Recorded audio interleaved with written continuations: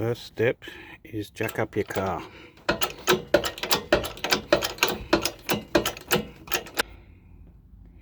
Second step is undo the wheel nuts.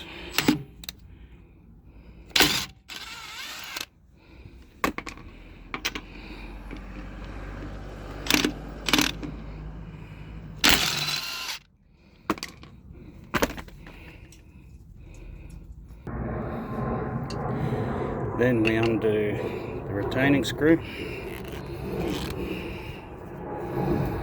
which we learned the hard way is always a good idea to put some anti-seize on it.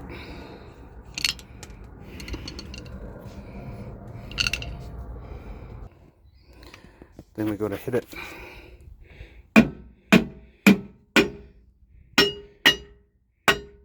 to try and loosen it.